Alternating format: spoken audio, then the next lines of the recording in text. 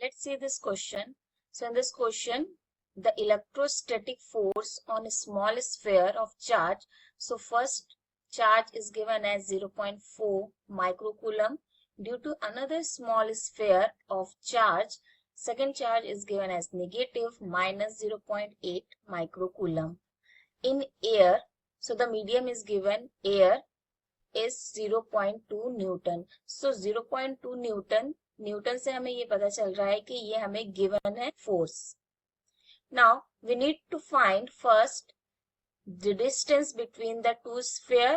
So first we need to find distance, and second we need to find the force on second sphere due to first.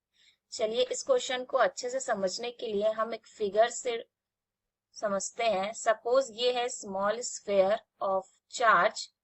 Suppose this is charge plus and the value given is Q1. हमारे पास दो charge है, इसलिए first charge को हम अगर Q1 लेते हैं जिसकी वैल्यू दी है 0.4 माइक्रोकूलम. एक और चार्ज हमें दिया है जो कि निगेटिव है, जिसकी वैल्यू हम लेट कर लेते हैं Q2, जो कि दिया है माइनस 0.8 माइक्रोकूलम. अब ये जो पॉजिटिव और नेगेटिव फोर्सेस चार्जेस हैं, ये फोर्स एक्ट करेंगी क्योंकि both the spheres attract each other as the same amount of force, क्योंकि we know the like terms repulse each other and the unlike charges are attract each other. So दोनों के ऊपर जो force होगा वो force एक दूसरे को अट्रैक्ट करेगा, जिसकी वैल्यू हमें गिवन है 0.2 newton. Now in A part में हमें ये डिस्टेंस फाइंड करना है, दोनों चार्जेस के बिटवीन का डिस्टेंस, जिसको हम लेट करते हैं r. सो हमें r फाइंड करना है. और बी पार्ट में हमें फाइंड करना है force on second sphere due to first sphere. So first हम लिख लेते हैं कि जो हमें गिवन है. So first we have given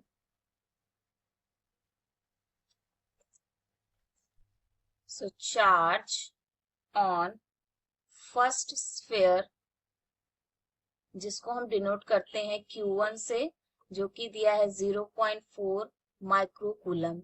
now एक माइक्रोकूलम इक्वल होता है 10 to the power 6 coulomb.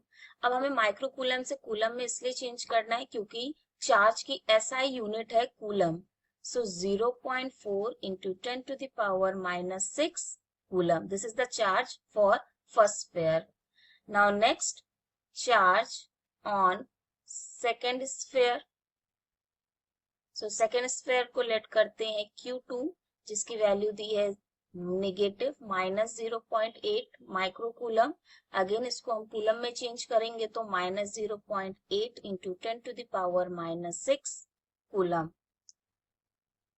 Also अब यहाँ पर हमें इलेक्ट्रोस्टैटिक फोर्स गिवन है. जब भी दो चार्जेस के बिटवीन फोर्स एक्ट करता है उसको हम कहते हैं इलेक्ट्रोस्टैटिक फोर्स. तो ये इलेक्ट्रोस्टैटिक फोर्स गिवन है on first sphere. So electrostatic force F से डिनोट करते हैं, जो हमें दिया है 0.2 newton. Now to find part A, in which we need to find distance between the two spheres. So distance find करने के लिए हम फॉर्मूला यूज करेंगे जो कि है electrostatic force between the two charges. So जिसको हम डिनोट करते हैं F से. इलेक्ट्रोस्टैटिक फोर्स वो फोर्स है जो किसी भी टू चार्जेस पे लगता है. तो इसकी वैल्यू है 1/4 pi epsilon not Q1 Q2 upon R square.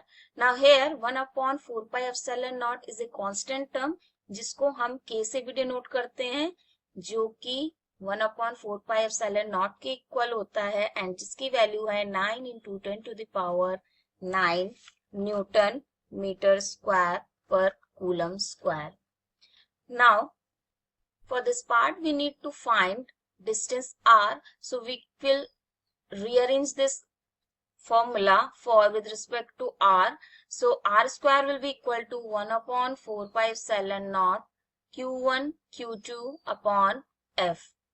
Now we need to substitute the values here. So constant term is 9 into 10 to the power 9 into Q1 is 0.4 into 10 to the power minus 6 into Q2 is minus 0.8 into 10 to the power minus 6 divided by F. F value is 0.2. चलिए अब इसको solve कर लेते हैं. इसको solve करने के लिए हम न्यूमेरिकल्स वैल्यू को अलग सॉल्व करेंगे और पावर वैल्यू को अलग सॉल्व करेंगे. तो यहाँ न्यूमेरिकल वैल्यू है 9 इंटू 0.4 इंटू माइनस 0.8. तो हम इसको अलग सॉल्व करेंगे into 10 to the power 9 into 10 to the power minus 6 into 10 to the power minus 6. इसको हम अलग सॉल्व करेंगे डिवाइडेड बाय 0.2. Now decimal से decimal cancel. So if we remove this decimal sign, we need to add power in denominator. That is decimal के बाद 1 number है तो यहाँ पर decimal में 1 होगा. Now we need to multiply this 9 into 4 into minus 8 divided by 2 into 10 to the power 9. So if multiply होता है तो powers add होती हैं. तो 9 minus 6 और डिनोमिनेटर से न्यूमरेटर में जब भी वैल्यू जाती है तो चेंज हो जाता है साइन. तो यहाँ पर पॉजिटिव वैल्यू है तो यहाँ पर हो जाएगा -1. Now 2 4 8. 9 into 4 is 36 and 36 into 4 is 144 into power term को सॉल्व कर लेंगे. 9 minus 6 minus 6 minus 1. So 9 minus minus plus, that is minus 12 minus 1. So this is plus, plus minus minus. So 12 minus 9 is 3, minus 3 minus 1. So we get minus 4. That means 10 to the power minus 4. अब ये value equal है are square के, क्योंकि हमें are value चाहिए. Square यहाँ से हट जाएगा एलएचएस से, तो आरएचएस में स्क्वायर रूट आएगा 144 into 10 to the power minus 4. Now we need to solve this. तो अंडर रूट 144 को सॉल्व करेंगे तो हमें सबसे पहले इसका फैक्टर फाइंड करना है. तो 2 is 72 times of 142. 2 again is 36 times of 72. 2 is 18 times of 36. 2 is 9 times of 18. 3 is 3 times of 9 and 3 is 1 times of 3. So we have pair of 2, 2 and 3. We need to multiply these 3. 3 2s are 6, 2s are 12. So under root 144 is 12. Into 10 to the power minus 4. 4 is the square of 2. तो यहाँ पर हो जाएगा 10 to the power 2.